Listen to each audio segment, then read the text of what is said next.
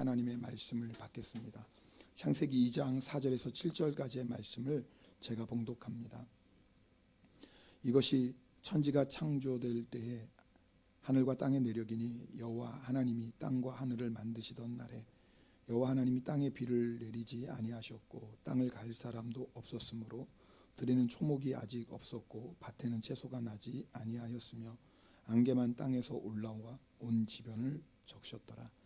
여호와 하나님이 땅의 흙으로 사람을 지으시고 생기를 그 코에 불어넣으시니 사람이 생명이 되니라. 아멘. 하나님의 말씀입니다. 자리에 앉겠습니다. 창세기 1장은 하나님께서 천지를 창조하신 것을 기록하고 있습니다. 그래서 사실은 2장 3절까지가 한 단락입니다. 왜냐하면 하나님께서 6일 동안 창조하시고 일곱째 날에 안식하심으로 모든 창조 사역을 완성하셨습니다. 그래서 2장 3절까지가 한 단락이고요. 오늘부터는 2장 4절부터 또 새로운 단락이 시작됩니다. 우리 4절 말씀을 함께 읽겠습니다. 이것이 천지가 창조될 때에 하늘과 땅의 내력이니 여호와 하나님이 땅과 하늘을 만드시던 날에. 1장에 이미 하나님이 하늘과 땅을 만드셨는데 2장 4절에 다시 한번 하늘과 땅의 창조 내력에 대해서 말씀합니다. 쭉 2장의 내용을 읽어보면 사람의 중심으로 하나님이 말씀을 기록하고 있는 것을 보게 됩니다. 그러니까 창세기 1장 1절부터 2장 3절까지는요 온 우주 만물을 창조하신 창조 기사라면 2장 4절부터는 이제 사람에게 중심을 두고 있습니다. 특별히 여러분 2장 4절부터 이게 단락이 바뀌는 것을 저희가 알 수 있는 이유는 하나님의 이름입니다. 1장 1절부터 2장 3절까지 하나님의 이름을 엘로힘으로 기록하고 있습니다. 물론 한국어 성경에는 하나님으로 되어 있지만 엘로힘입니다. 엘로힘은 성경에 전능하신 하나님, 또 장엄하신 하나님, 또 위대하신 하나님을 특별히 강조할 때 엘로힘이라는 이름을 사용합니다. 근데 오늘 여러분 성경 읽으실 때 조금 주의해서 읽어보신 분들은 하나님 앞에 여호와가 붙은 걸 알 거예요. 눈치채셨나요? 네, 채신 척 하시는 것 같아 보니까. 그냥 읽으시지만 사실 한 번만 더 주의 깊게 읽으면 갑자기 여호와 하나님이라고 이제 하나님 이름을 부르는 걸 보게 돼요. 말 그대로 이 여호와 하나님은요 우리와 관계를 맺으신 하나님, 특별히 언약을 세우시고 또 그 세우신 언약대로 구원을 이루어 가시는 하나님을 강조할 때 여호와 하나님이라고 표현합니다. 그러니까 단락이 달라지는 거예요. 특별히 여러분 다음 주에 하나님이 어떻게 사람과 언약을 맺으시는지 선악과에 대한 말씀은 다음 주에 나누기도 하고요. 자, 오늘부터 뭐예요? 이제 하나님께서 특별히 사람에게 중점을 두시고 말씀을 기록하고 있다는 것에 여러분이 주목하시면 되겠습니다. 자, 5절 말씀도 함께 읽겠습니다. 5절입니다. 여호와 하나님이 땅에 비를 내리지 아니하셨고 땅을 갈 사람도 없었으므로 들에는 초목이 아직 없었고 밭에는 채소가 나지 아니하였으며. 여러분 창세기 1장에 보면 11절 12절 하나님이 셋째 날에 풀과 채소와 열매 맺는 나무를 창조하셨다고 기록됩니다. 근데 오늘 말씀 보면 보니까 뭐예요? 들에는 초목이 없었고 밭에는 채소가 나지 않았다. 그렇게 또 말씀하고 있어요. 어떻게 보면 1장과 2장이 좀 안 맞는 것 같습니다. 그러나 원어를 보면은요 1장 11절 12절에 풀과 채소와 나무를 낸 땅은요 히브리어로 아레츠입니다. 그건 일반 땅이에요. 그냥 우리가 땅이라고 부르는 거고요. 오늘 2장의 5절에 나오는 들로 밭으로 표현된 히브리어는 사대입니다. 이게 뭐냐면 사람이 경작하는 밭을 의미합니다. 그러니까 사람이 경작하는 밭에는 아직 채소도 나지 않았다. 그렇게 말씀합니다. 왜요? 네, 아직 사람을 창조 안 하셨으니까요. 아직 아담을 창조 안 하셨으니까요. 여러분 오늘 이 말씀을 통해서 아는 것은 에덴 동산은요 놀고 먹는 동산이 아닙니다. 가끔씩 그렇게 말하는 분이 있어요. 아담은 좋았겠다. 일도 안 하고 놀고 먹어서. 놀고 먹는 건 복이 아닙니다. 여러분 아시죠? 아담이 에덴 동산에서 일했어요. 하나님이 만드신 밭을 경작했습니다. 일은 축복입니다. 일은 사명입니다. 성도는요 하나님이 나에게 주신 일이 죄 짓는 일, 하나님의 영광을 가리지 않는 일이라면 그건 복입니다. 근데 문제는 사람이 범죄함으로 일이 이제 뭐예요? 수고가 되어버렸다라는 거죠. 뭐 그 부분은 또 나중에 나누겠지만, 그래서 하여튼 일하는 것이 복이다라는 거예요. 자, 오늘은 여러분하고 제가 잠깐 설명드리는 거고 2장 7절을 중심으로 오늘 좀 은혜를 나누려고 합니다. 2장 7절 말씀 함께 읽겠습니다.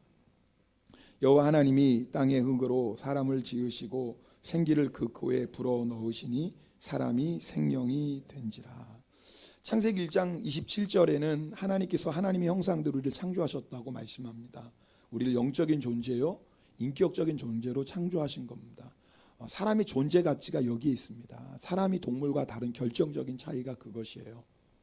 그런데 오늘 2장 7절에 보면 하나님이 흙으로 사람을 만드셨다라고 말씀합니다. 그리고 그 코에 생기는 숨입니다. 생기를 불어넣으셔서 살아있는 생명, 살아있는 사람이 되었다라고 말씀합니다. 여러분, 여기서 하는 흙은요, 아담입니다. 아담이. 여러분, 여기서 아담이라는 말이 나왔어요. 그러니까 아담이라는 말 자체가 흙이라는 뜻입니다. 네. 그러니까 하나님이 사람을 아담, 사람이 흙이에요. 그리고 이름 자체를 아담이에요. 그러니까 하나님이 사람을 창조하시고 이름을 아담이라고 지어준 건 뭐예요? 흙이라고 지어주신 거예요. 흙이라고. 왜 그러셨을까요? 여러분, 아담은 하나님께서 아담아 아담아 부르실 때마다 아마 이렇게 생각했을 거예요. 나는 흙이지. 맞아, 나는 흙이야. 흙인데 하나님이 내 코에 생기를 불어넣으셔서 내가 지금도 살아있는 거지. 늘 그 흙 기억하셨을 거예요. 여러분, 우리가 흙입니다. 오늘 설교의 핵심이 뭐냐면 우리가 흙이라는 겁니다. 우리가 흙이라는 것에는 세 가지 아주 중요한 영적인 의미가 있습니다. 첫 번째, 흙은 연약합니다. 여러분, 우리는 연약해요. 오늘 성경이 너희가 흙이다, 흙으로 너희를 만들었다라고 말씀하는 건 우리가 연약하다는 거예요.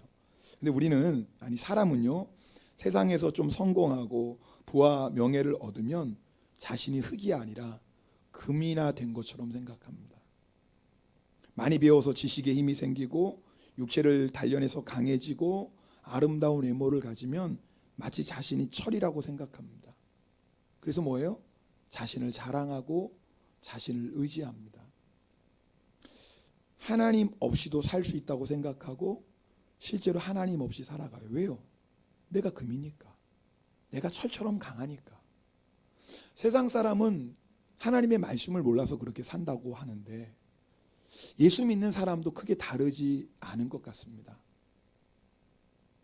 성경은 분명히 우리가 흙이라고 말씀하셨는데 내가 좀 배우고 내가 좀 높아지고 내가 좀 성공하면 자신을 금이나 된 것처럼 철이나 된 것처럼 살아갑니다. 그러나 성경은 우리에게 분명히 말씀합니다. 너 흙이야. 너 잊지 마. 너 흙이야. 우리의 이름을, 여러분 은혜 받고 나서 이렇게 자기 이름을 성경적으로 짓잖아요. 그래서 여자분들은 뭐 한나라고 짓기도 하고 에스더라고 짓기도 하고, 남자분들은 뭐예요? 또 뭐 모세라고 짓기도 하고 바울이라도 짓기도 하고. 이런 마음이 들어요. 우리가 정말 주님을 만나고 성경적인 이름을 지으면 그렇게 하지 마시고 흙이라고 하세요. 저 김흙입니다. 저 이흙입니다. 저 박흙입니다. 좀 듣기는 불편하지만 그렇게 짓는 게 저는 더 좋을지도 모르겠다는 생각이 들어요. 왜요? 우리가 흙이라는 사실을 찾고 잊고 삽니다. 그래서 하나님께서 우리가 흙이라는 것을 잊지 않도록 우리에게 육체의 가시를 허락하십니다. 고린도후서 12장 7절 말씀을 함께 읽겠습니다. 고린도후서 12장 7절 함께 읽겠습니다. 여러 계시를 받은 것이 지극히 크므로 너무 자만하지 않게 하시려고 내 육체의 가시 곧 사탄의 사자를 주셨으니 이는 나를 쳐서 너무 자만하지 않게 하려 하심이라. 사도 바울이요, 여러 계시를 받았어요. 근데 그 계시가 굉장히 크고 놀라운 계시였어요. 이럴 때 우리는요, 자신을 강한 사람으로, 큰 사람으로, 위대한 사람으로 착각하기가 쉽습니다. 흙인데 하나님이 무언가 대단한 것을 보여주시고 하나님이 나를 통해서 무언가 대단한 일을 행하시면 우리는 자꾸 착각에 빠져요. 흑인 내가 마치 금이나 된 것처럼 철이나 된 것처럼 그렇게 착각해요. 사도 바울도 예외가 아니에요. 왜요? 그도 사람이니까요. 죄인이니까요. 얼마든지 사도 바울도 그럴 수 있어요. 그래서 하나님께서 뭐예요? 그의 육체에 다시 사탄의 사자를 허락하셨습니다. 너 흑이야. 너 잊지 마. 네가 아무리 크고 놀라운 계시를 받았어도 너는 흑이야. 그거 잊지 않도록 육체에 가시를 주셨습니다. 여러분, 우리 인생에도 가시가 있을 수 있습니다. 경제적인 어려움일 수도 있고요. 배우자나 자녀의 어려움일 수도 있고요. 질병일 수도 있겠죠. 깨어진 관계일 수도 있겠습니다. 그래서 우리가 바울처럼 기도합니다. 주여, 이것이 내게서 떠나가게 하옵소서. 네, 우리 하나님은 그것을 능히 떠나가게 하실 수 있는 분이십니다. 그러나 때로는요, 하나님이 그 가시를 그대로 남겨두시기도 합니다. 바울에게 그랬던 것처럼. 여러분, 만약 하나님께서 내 육체의 가시를 거두어 가시지 않고 그대로 남겨놓으셨다면 그것 때문에 절대로 낙심하지 마십시오. 하나님의 사랑을 절대 의심하지 마십시오. 하나님이 나를 버리셨나? 라고 절대 생각하지 마십시오. 여러분, 하나님이 바울을 사랑하지 않으셔서 육체의 가시를 그대로 두셨나요? 아니죠. 하나님 바울을 사랑하세요. 하나님이 바울을 버리셔서 육체의 가시를 그대로 두셨나요? 아니에요. 오히려 그 반대예요. 하나님은 바울을 통해 계속해서 하나님의 놀라운 역사를 이루어 가시길 원해요. 바울을 계속 쓰시길 원하세요. 계속 하나님의 영광에 동참하는 자로 바울을 부르시길 원하세요. 그래서 바울에게 계속해서 육체의 가시를 허락하셨습니다. 여러분, 우리가 흑인 것을 아는 게 왜 중요합니까? 주무시지 마세요. 제가 사무엘이 있어서 조용한 목소리로 얘기하는 거예요. 자장가처럼 들려도 자지 마세요. 오늘 중요한 설교인데 왜 자요? 죄송해요. 제가 재워놓고 그렇죠? 제가 재워놓고 잔다고 하니 참이 주여, 제가 죄인입니다. 중요한 설교예요. 여러분, 내가 흑임을 아는 게 왜 중요합니까? 내가 연약한 존재인 것을 아는 게 왜 중요합니까? 그래야 하나님을 의지해요. 그래야 하나님을 의지해요. 여러분, 우리는요, 자꾸 내가 연약한 게 문제라고 생각합니다. 아니에요. 연약한 게 문제가 아니에요. 그래서 우리는 내 연약함을 내가 좀 많이 못 배워서 연약해서 이것이 내 인생의 어려움인가 보다. 내가 좀 학벌을 좀 쌓으면 강해질까? 내가 돈이 없어서 연약한가 보다. 그래서 열심히 돈을 벌어요. 내가 돈을 좀 많이 벌면 힘이 생길까? 내 돈에는 힘이 있어요. 여러분, 돈을 가지고 하나님의 나라를 위해서 얼마든지 귀하게 사용할 수 있어요. 그러나 여러분, 기억하셔야 돼요. 내가 돈이 많아서 그 돈으로 내 몸을 금으로 휘황찬란하게 치장할 수 있어도 흙이 금이 되는 거 아니에요. 우리는 흙이에요. 우리가 열심히 몸을 단련할 수 있어요. 그래서 강철 같은 몸이 될 수도 있죠. 그러나 흙이 철이 되는 게 아니에요. 우리는 흙이에요. 우리는 연약한 존재예요. 여러분, 우리가 연약해서 하나님이 쓰시지 못하시는 게 아니에요. 만약에요, 우리가 연약해서 하나님이 쓰시지 못한다고 한다면 우리를 처음부터 금으로 만드셨을 거예요. 그렇지 않겠어요? 우리가 연약해서 하나님이 우리를 못 쓰시면 처음부터 금으로 만드시면 되잖아요. 우리가 연약해서 여러분, 하나님이 못 쓰시면 철로 만드시면 되잖아요. 아니, 다이아몬드로 만드시면 되잖아요. 우리가 연약해서 못 쓰신다면. 근데 하나님은 그게 아무 문제가 안 돼요.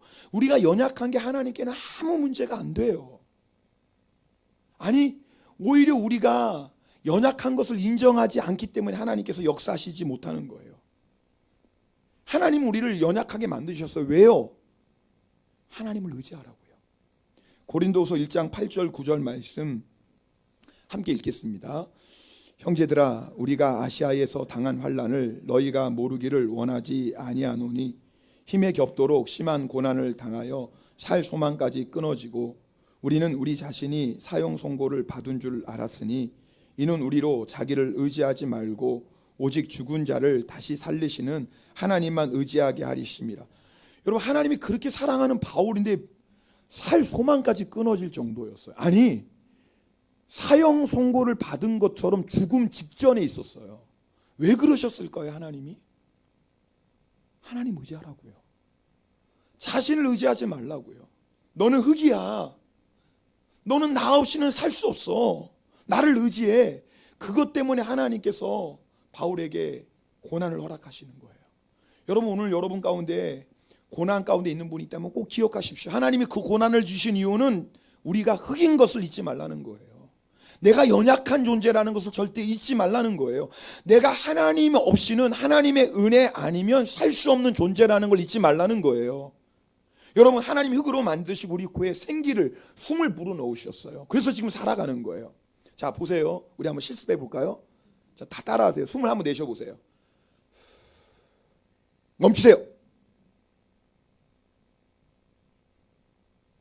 여러분, 숨을 내쉬었는데 딱 멈춰서 숨을 들이마시지 못하면 그게 바로 죽음이에요. 그래서 우리가 죽었다는 걸, 이제 숨 쉬어도 돼요? 네, 숨 쉬어도 돼요. 내가 숨을 쉬었어요. 근데 그 다음에 들여 마셔야 되는데 들여 마시지 못하는 거예요. 그게 죽음이에요. 그래서 우리가 죽었을 때 숨을 거두셨습니다, 그렇게 말하죠. 참 한국말이 너무 영적이에요. 숨을 거두셨습니다. 거두셨다는 말은 제가 사전을 찾아보니까 숨이 원래의 자리로 돌아갔다는 뜻이래요. 숨을 주신 분이 누구예요? 하나님이세요. 근데 하나님이 주신 그 하나님이 숨이 거두가셨어요. 그럼 죽음이에요. 여러분, 잘 생각하셔야 돼요. 여러분, 절대 오해하지 마세요. 우리가 이렇게 숨을 내쉬고 숨을 들여 마시는 게 자연적인 게 아니에요. 당연한 게 아니에요. 여러분, 우리가 숨을 들여 마실 때마다 기억하셔야 돼요. 지금도 하나님이 나에게 숨을 주시는구나. 지금도 하나님이 나에게 숨을 주셔서 내가 이렇게 살고 있구나. 여러분, 이거 잊지 마세요. 한순간도 우리는 하나님의 은혜가 아니면 살 수 없어요. 지금도 내가 숨을 쉬고 사는 것 자체가 이미 하나님의 은혜 안에 살고 있는 거예요. 그걸 잊지 마시라, 그 말이에요. 이사야 2장 22절 말씀 함께 읽겠습니다. 이사야 2장 22절입니다. 너희는 인생을 의지하지 말라. 그의 호흡은 코에 있나니 새말 가치가 어디 있느냐. 정확하죠? 그의 생명은 어디에 있어요? 코. 그래서 우리는 주님 없이는 살 수 없어요. 여러분, 하나님께서 우리를 흙으로 만드셨다. 우리가 연약한 존재, 우리가 주님 없이는 살 수 없다는 것을 우리에게 날마다 알려주시는 거예요. 하나님께서 우리를 흙으로 만드셨다는 두 번째 중요한 메시지가 있습니다.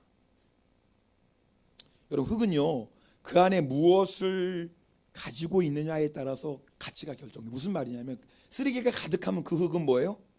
쓰레기장이에요. 자, 고구마가 가득하면 뭐예요? 고구마. 왜 하필이면 고구마냐? 제가 고구마 좋아하니까요, 고구마로 했어요. 고구마가 가득하면 그 고구마 밭이에요. 근데 그 안에 보석이 감춰져 있으면 그것은 뭐예요? 보석만큼의 가치가 있어요. 흙은요, 그 안에 무엇을 품었느냐에 따라 흙의 가치가 결정돼요. 여러분, 왜 하나님께서 우리를 금으로 만드시지 않으셨을까요? 왜 하나님 우리를 철처럼 강한 것으로 만드시지 않고 약하고 약한 흙으로 만드셨을까요? 여기 중요한 영적인 메시지가 있어요. 금은요, 화려하지만 생명이 없어요. 씨앗을 품을 수가 없어요. 철은 강하지만 그 안에는 생명의 씨앗을 품을 수가 없어요. 흙은요, 연약해요. 근데 연약한데 그 안에 생명을 품을 수가 있어요. 여러분, 흙은요, 연약하기 때문에 그 안에 씨앗을 심을 수 있어요. 흙은 너무 약해요. 약하지만 약하기 때문에 그 안에 생명의 씨앗을 심을 수가 있어요. 그래서 흙은요, 생명의 열매를 맺을 수가 있어요. 여러분, 왜 이것이 영적으로 중요합니까? 우리가 연약해요. 연약하기 때문에 우리는 생명의 씨앗 대신 예수 그리스도를 품을 수가 있어요. 할렐루야. 이것이 흙의 복인 거예요. 흙이 연약하지만 연약하기 때문에 누리는 복이 뭐냐면 우리 안에 생명 대신 예수 그리스도를 품을 수가 있는 거예요. 성도 여러분, 우리가 흙인 것을 감사하세요. 그래서 우리가 이렇게 예수님 품고 예수 믿고 있을 수 있어요. 여러분, 우리가 예수님 모르고 살아가던 때를 한번 생각해 보세요. 우리 성도님들 만나면 가끔씩 왕년 얘기합니다. 왕년에 말이야, 일본에 오신 분들은 왕년이 없으신 분이 없는 것 같아요. 다 왕년이, 자기가 얼마나 잘 나갔는지 왕년 얘기를 내가 한때 말이야 그러시면서. 근데 그렇게 막 왕년 얘기를 하시는 걸 듣다 보면 갑자기 이런 생각이 들어요. 그렇게 잘 나가시던 분이 왜 이렇게 되셨나, 이제 그런 마음이 들기도 해요. 특별히 뭐 돈을 많이 벌었던 분 이런 얘기 꼭 하세요. 목사님 제가 그때 돈을 무지하게 벌었습니다.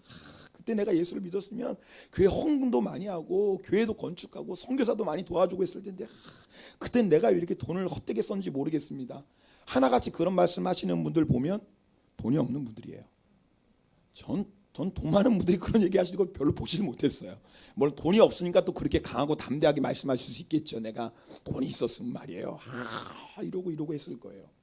근데 저는 말이에요, 그분이 그렇게 자기가 화려하면 화려했던 인생을 얘기하고, 그리고 현재 그분이 비참하면 비참해진 모습을 볼 때마다 무엇을 느끼냐면 하나님이 이분을 정말 사랑하시는구나, 하나님이 이분을 택하신 게 맞구나. 여러분, 사람은요 자기가 화려하면 화려할수록 자기를 금이라고 생각하지 철이라고, 흙이라고 생각하지 않습니다. 사람은 자기가 잘 나가면 잘 나갈수록 자기가 강하다고 철로 생각하지 자기를 흙으로 생각하지 않습니다. 자기를 금으로 생각하고 철로 생각하는 사람은 절대 예수 그리스도를 품을 수가 없습니다. 물론 왕년에 잘 나갈 때 그때 예수 믿을 수도 있습니다. 사실 주님이 그때도 예수 믿고 주님이 주신 그거 가지고 제 영광을 위해 쓰길 원하십니다. 그래서 주변에 많은 예수 믿는 사람을 보내주시잖아요. 예수님 전하게 하시잖아요. 예수 믿게 하시잖아요. 그런데 좀처럼 예수의 그 이름이 귀에 들리지가 않아요. 내가 잘났는데, 내가 잘 나가는데 예수 믿을 필요가 뭐 있겠어요. 그래서 하나님이 택한 사람은요, 하나님이 사랑하시는 사람은요, 하나님이 절대 포기하지 않는 사람은 그대로 놔두시지 않으세요. 나를 금으로 착각하게 하고 나를 철로 착각하게 하는 것을 거두어 가세요. 그래서 내가 흙인 것을 기억하게 하세요. 그러므로 여러분, 내가 정말 흙인 것을 깨닫게 된 고난이 있다면 여러분 정말 감사하십시오. 하나님 우리 사랑하시는 게 맞습니다. 네. 그러니까 이제 여러분 왕년을 자랑하지 마시고 그 잘 나가던 나를 꺾으셔서 어떻게 해서든지 예수 믿게 하고 영원한 생명 주신 하나님의 사랑을 자랑하십시오. 이제는 왕년 그리워하지 마세요. 여러분이 그리워하고 사모할 것은 그런 나를 위해서 이 땅에 오셔서 십자가에서 죽으시고 나에게 영원한 생명 주신 오직 예수 그리스도와 예수 그리스도의 십자가만을 자랑하는 여러분 되시기를 주님의 이름으로 축복합니다. 세 번째, 우리가 흙이라는 이 진리가 주는 메시지가 있습니다. 그것은 뭐냐면 우리는 흙이고 하나님은 토기장이시라는 거예요. 자, 오늘 본문 7절 말씀 다시 한번 읽겠습니다. 7절 말씀 함께 읽겠습니다. 여호와 하나님이 땅의 흙으로 사람을 지으시고 생기를 그 코에 불어 넣으시니 사람이 생명이 된. 여기서 보면 지으시고라는 단어가 있죠. 여러분, 이 와이체르라는 이 히브리어 이 지으시고라는 단어는요, 진흙에서 토기를 만드는 토기장의 일을 설명하는 단어예요. 다시요. 여러분, 여기서 지으시라는 이 와이체르는요, 토기장이가 진흙을 가지고 토기를 만드는 그 작업을 의미하는 단어예요. 그러니까 오늘 이 말씀이 뭐예요? 하나님이 성경은 이제 지으시고 했지만 이 안에는 어떤 뜻이 있어요? 우리는 흙인데, 진흙인데 하나님이 우리를 지금 뭐 하시는 거예요? 친히 빚으셔서. 하나님이 뭐예요? 토기장이시라 그 말이에요. 여러분 아십니까? 하나님은 지금도 우리를 빚어가고 계시는 거, 여기에 우리의 소망이 있어요. 여러분, 우리가 흙인 것을 절대 낙심하지 말아야 될 이유는 뭐냐면 우리는 어차피 흙이니까 나의 연약함을 보고 나의 부족함을 보고 낙심하지 마세요. 나를 바라보면 낙심하고 절망할 것밖에 없지만 나를 보지 마시고 지금도 당신의 전능하신 사랑의 손으로 당신의 뜻대로 우리를 빚어가고 계시는 토기장이신 하나님을 바라보셔야 돼요. 믿음은 그 하나님을 바라보는 거예요. 이사야 선지자가 이사야 64장 8절 이렇게 고백합니다. 그러나 여호와여, 이제 주는 우리 아버지시니라. 우리는 진흙이요 주는 토기장이시니 우리는 다 주의 손으로 지으신 것이니. 성경은 분명히 우리는 진흙이고 하나님은 토기장이십니다. 그리고 하나님은 우리를 이렇게 빚어가고 계십니다. 진행형이에요. 여러분, 지금도 하나님 우리를 빚어가고 계세요? 아세요? 우리 옆에 사람 보고 인사하겠습니다. 하나님 빚어가고 계십니다. 힘내세요. 낙심하지 마세요. 네. 여러분이 볼 때 저 사람은 왜 저러나 하나님 비적하고 계세요. 좀 늦으시지. 좀 늦는 사람이 있고 좀 빠른 사람이 있어요. 그러나 하나님이 지금 비적하고 계신다니까요. 낙심할 게 없어요. 나를 보면 낙심이고 절망이지만 나를 보지 마세요. 믿음은 지금도 나를 포기하지 아니하시고 여전히 당신의 거룩하신 뜻대로 우리를 빚어가고 계시는 토기장이 되시는 그 하나님을 바라보는 것, 그게 믿음이에요. 어차피 우리 흙이에요. 아무리 잘나도 흙이고 못나도 흙이고요. 아무리 많이 배웠어도 흙이고 아무리 못 배워도 흙이에요. 아무리 예뻐도 흙이고 못생겨도 흙이에요. 근데 하나님 보실 때 웃긴 게 있어요. 흙끼리 서로 잘났대. 야, 하나님 보실 때 니네 진짜 웃기다. 다 흙인데 어떻게 니네는 누가 더 잘났다고 그렇게 자랑하냐? 또 어떤 사람은 또 흙을 보고 또 부러워해. 흙을 또 질투해. 같은 흙인데. 웃는 분들 다 자기 얘기하는 것 같죠 지금. 하나님 보실 때 참 안타까울. 니네는 흙인데 왜 그러고 사냐? 왜 그러고 사세요? 우리 옆에 분하고 인사합시다. 이제 우리 그렇게 살지 말자. 시작. 진짜 그렇게 살지 마세요. 다 흙이에요. 뭘 자랑하고 뭘 뽐내고 뭘 어깨 의시대고 뭘 그래요. 흙주제에. 좀 저는 만들다 말다가 하나님 중간에 그치셔서 이렇지만 뭐 그게 무슨 상관이요. 다 흙인데.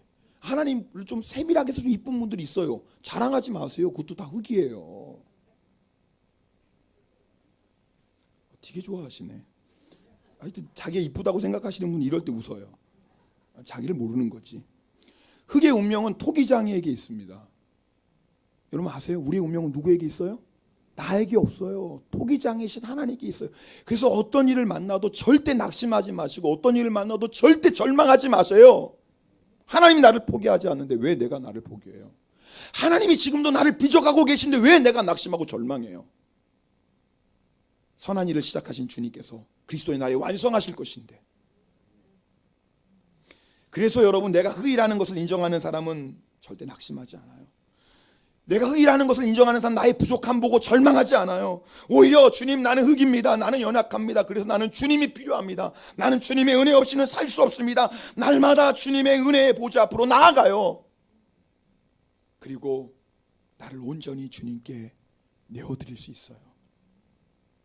여러분, 성경은요, 토기장이신 하나님이 흙인 사람을 어떻게 아름답고 존귀하게 빚어가고 계시는지에 대한 이야기예요. 아세요? 아브라함이 위대한 게 아니에요. 이삭이 야곱이 위대한 게 아니에요. 모세가, 사무엘이, 다윗이 위대한 게 아니에요. 바울이, 베드로가 위대한 게 아니에요.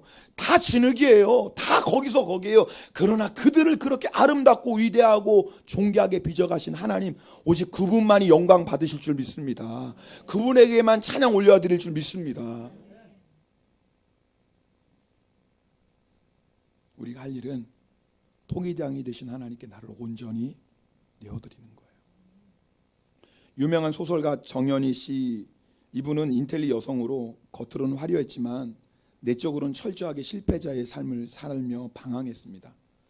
복음을 전해주는 친구들 때문에 교회에 다녔지만 확신 있는 믿음은 없었습니다.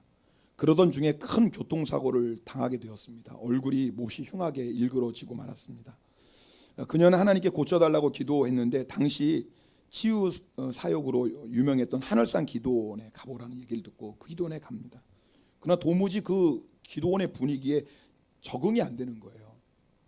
다 광신자 같았습니다. 북치고 손뼉치고 찬송하는 것, 소리 지르며 통성기도하는 것을 보면서 이 자리는 내가 올 곳이 아니다. 나는 이런 사람들과 달라. 이 무슨 교양 없는 사람들의 광란이야. 그리고 기도원에서 내려오려고 하는데 왠지 하나님께서 자신의 교만을 책망하시는 것처럼 느껴졌어요. 그래서 맨 뒷자리에 앉았습니다. 구경하려고요. 그래도 왔으니까. 말씀도 듣고 간증도 듣고 방언하는 것도 보고 예언하는 것도 보고 입신하는 장면도 보고 통해 자복하는 것도 보았지만 은혜 받는 게 아니라 우습기만 했습니다. 통성 기도할 때 모두 지붕이 떠나가라고 목숨을 다해 주여 외치는데 그녀는 착 가라앉은 목소리로 아시죠? 주여 이랬어요. 그러다가 마지막 날 집회 때 정연희 씨는 비참한 심정이 되었습니다. 주위 사람을 둘러보니까 자기 혼자 이방인인 것 같아요. 이대로 끝날 수는 없겠지. 그래서 그날은요 마음을 먹고 맨 앞자리에 가서 앉았습니다. 통성기도 시간에 강사 목사님이 모두 두 손 들고 주여 부르짖되 3번 그렇게 하라고 했는데 순간 고민이 되는 거예요. 도무지 두 손을 들고 소리 지르지 못할 것 같은 거예요. 그때 자신이 순종하지 않고 있음을 깨달았습니다. 그날은 목숨이 걸려있는 것 같은 절박한 심정이 들었습니다. 어떻게 하지? 어떻게 하지? 그러다가 그래 죽는다고 생각하자. 그래 죽자. 죽는데 수치가 어디 있고 자존심이 어디 있어?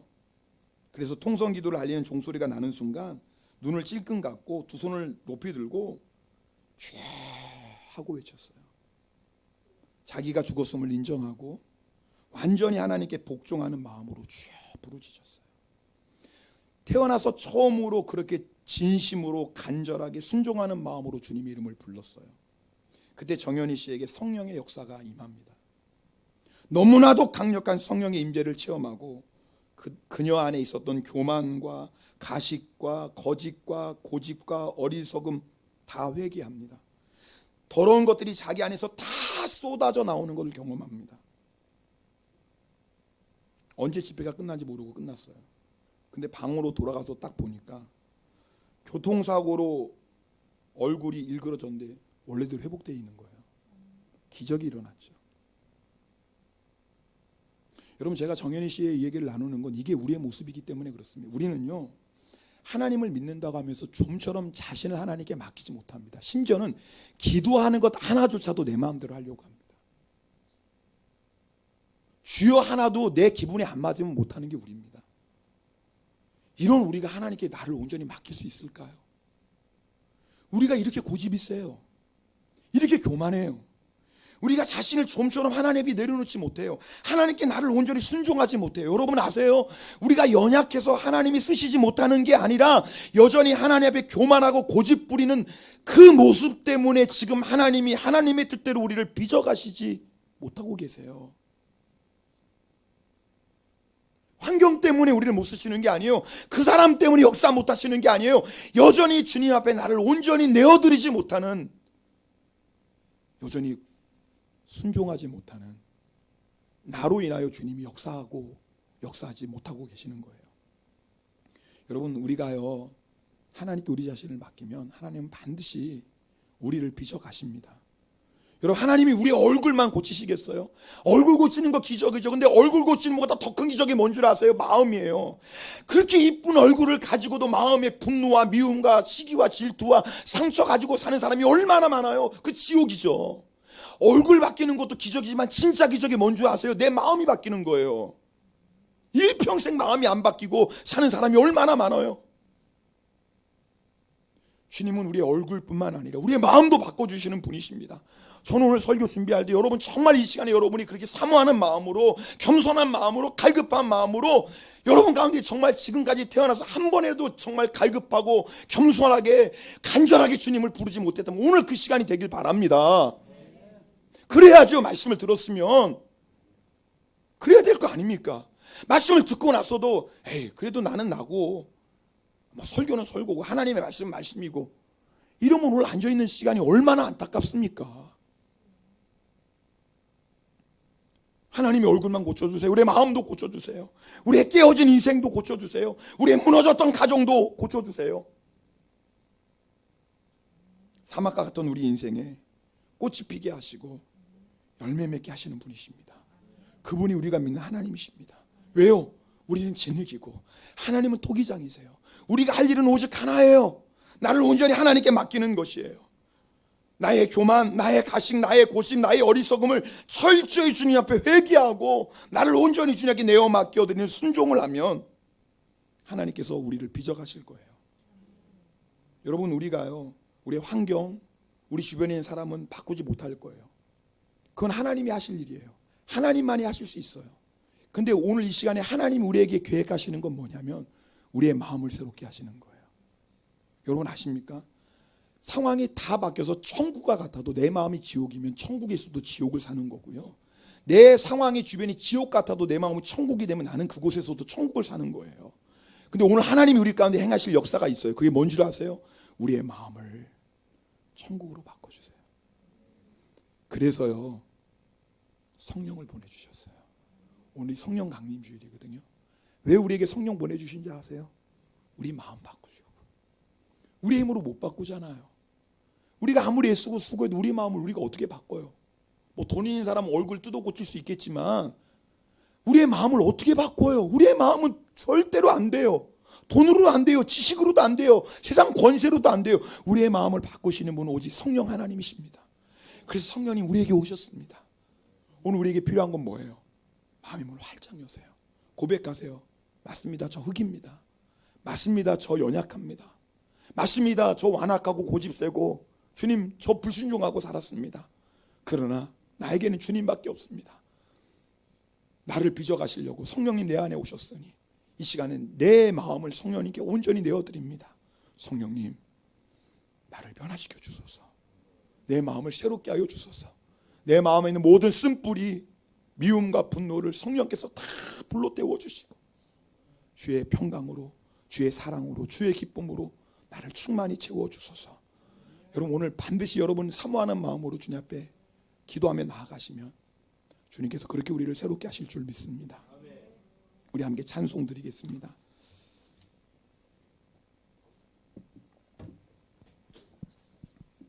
성령이 오셨네. 여러분 이 가사 한 절 한 절 여러분 생각하시면서 정말 성령이 오셨네 성령이 오셨네 찬양할 때는 주님 내 마음에 성령이 오셨습니다. 나를 내어드립니다.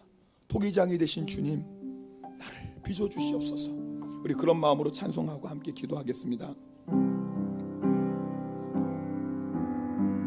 허무한 시절 지날 때 깊은 한숨 내쉴 때 그런 풍경 보시며 단식하는 분이네. 고와 같이 너희를 버려두지 않으니 내가 너희와 영원히 함께하리라. 성령이 오셨네.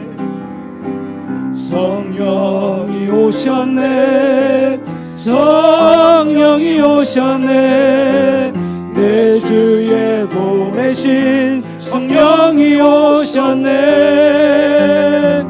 우리 인생 가운데 진히 찾아오셔서 그 나라 꿈꾸게 하시네. 억눌린 자 갇힌 자 억눌린 자 갇힌 자 자유함이 없는 자 피난처가 되시는 성령님 계시네. 주의 영이 계신 곳에 참 자유가 있다네. 진리의 영이신 성령이 오셨네. 아멘. 성령이 오셨네. 성령이 오셨네. 내 주에 보내신 성령이 오셨네.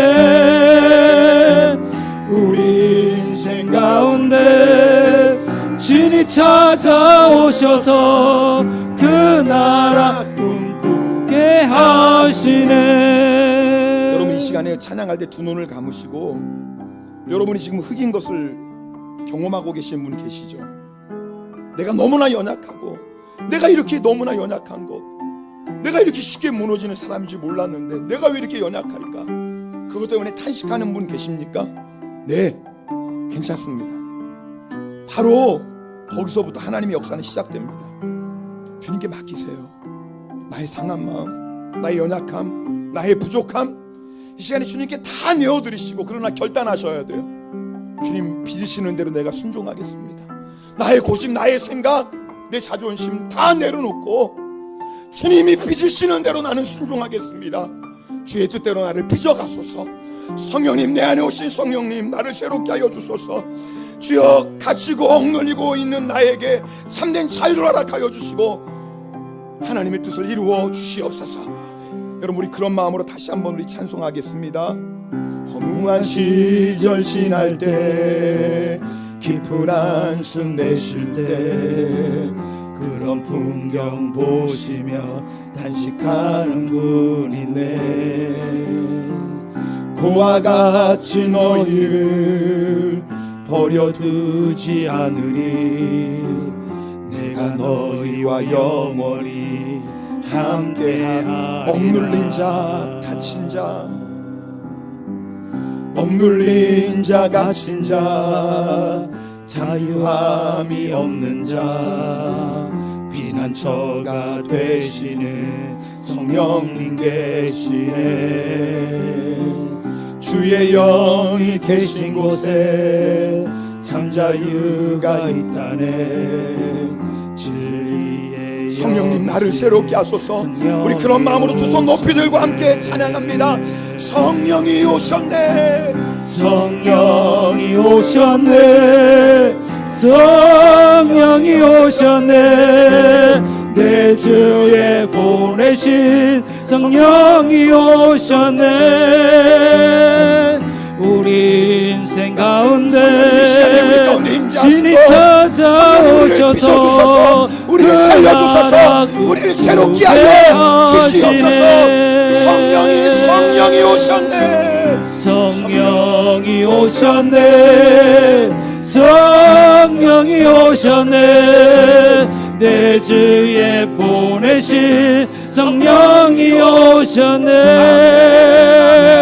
우리 인생 가운데 진이 찾아오셔서 그 나라 꿈꾸게 하시네. 성령이 오셨네. 성령이 오셨네. 성령이 오셨네. 성령이 오셨네.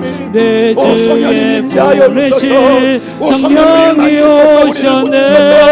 성령님 우리를 새롭게 하여 주소서. 인생 가운데 진이 찾아오셔서 그 나라 우리 시간에 꿈꾸게 주여 한번 불러주고 하시네. 통성으로 기도합니다. 주여 허무한 시절 지날 때 성령님 우리 안에 오셨습니다. 성령님 진흙 같은 나입니다. 연약한 나입니다. 나는 흙입니다. 나는 흙이지. 흙인데 내가 금처럼 생각하고 교만하게 살았습니다. 흙인데 철처럼 강한 것처럼 교만하며 살았습니다. 주여 이 시간에 주님 앞에 회개합니다. 나의 교만함을 용서하여 주소서. 나의 완악함을 용서하여 주소서. 나의 고시 주여 용서하여 주시옵소서. 성령님 이 시간에 성령이 오셨네. 상한 마음을 만져주소서. 성령님을 얼굴만 아니라 내 마음을 고치시는 성령님 내 마음을 고쳐주세요. 내 마음을 새롭게 해주세요. 상한 마음 진이 찾아오셔서 그 나라 꿈꾸게 하시네.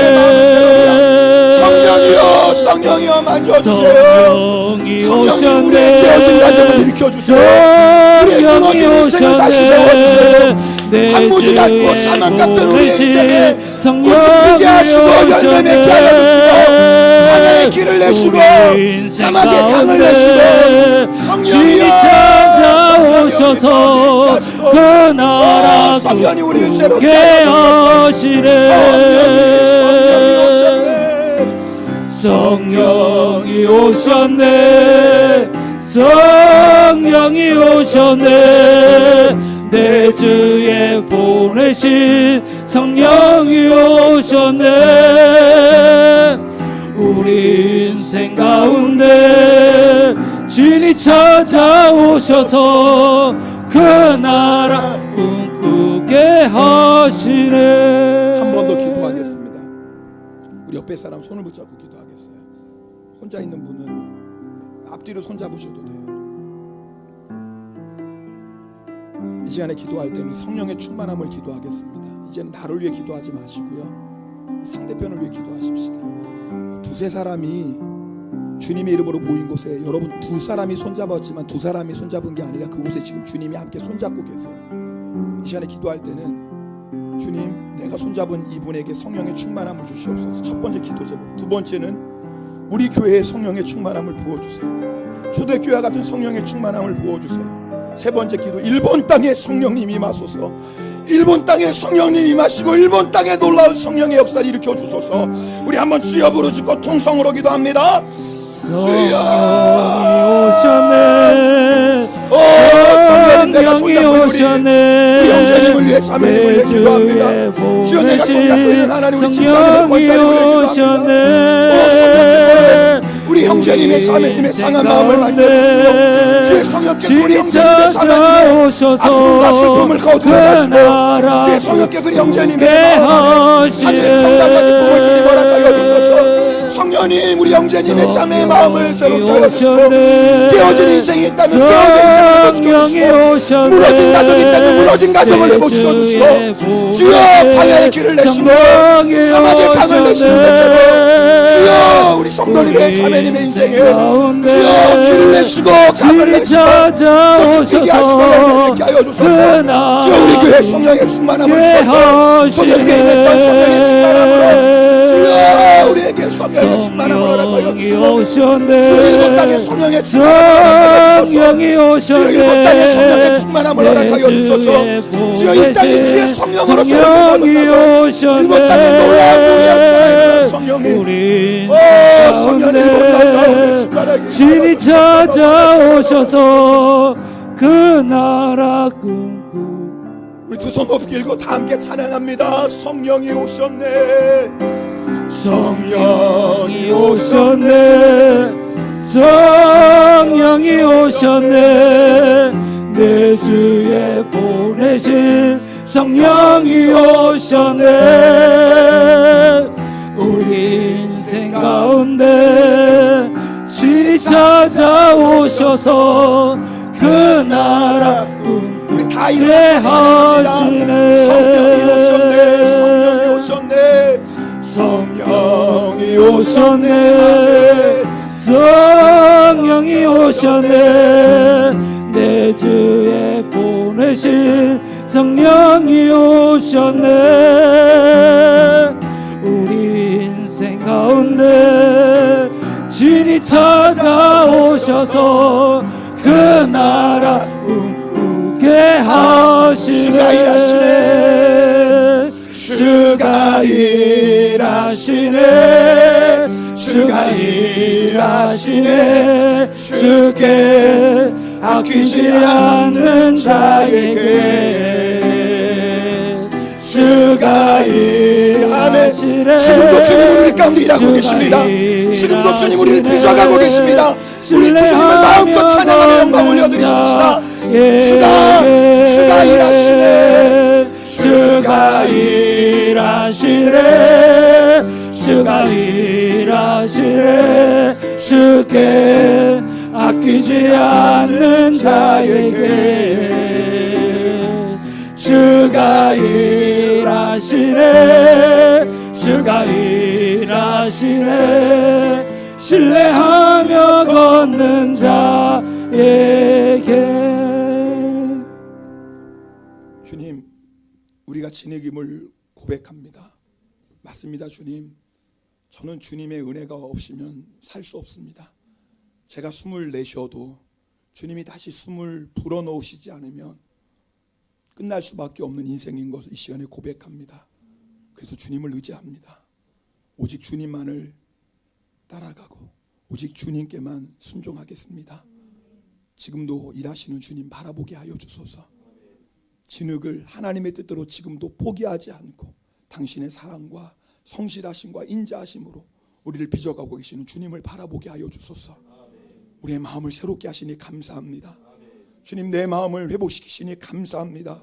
우리의 깨어진 가정을 주님 고쳐주시고 우리의 무너진 인생을 다시 세워주시옵시고, 주님, 광야 같고 사막 같은 우리 인생이었지만 광야의 길을 내어주시고 사막의 강을 내셔서 꽃이 피고 열매 맺는 주의 영광 보게 하소서. 오늘도 예배하며 우리의 마음과 정성을 다해 이 예물을 드립니다. 주님 기뻐 받아주시고 주님을 향한 사랑의 고백입니다. 주가 일하시네. 주가 일하시네. 주께 아끼지 않는 자에게 우리의 모든 것 주님께 드리오니 주님 기뻐 받아주시고 주의 영광을 위해 우리의 이 예물, 우리의 인생을 마음껏 사용하여 주시옵소서. 이제는 교회 머리 되시는 우리 주님 예수 그리스도의 은혜와 하나님 아버지 크고 영원하신 사랑과 지금도 우리 안에 오셔서 우리를 그리스도 예수의 형상으로 빚어가시는 성령님의 충만하심이 성도들 머리 위에, 이들의 가정 위에, 일터 위에, 이 교회와 이 민족 위에 지금부터 영원토록 함께 하시기를 간절히 축원하옵나이다. 아멘.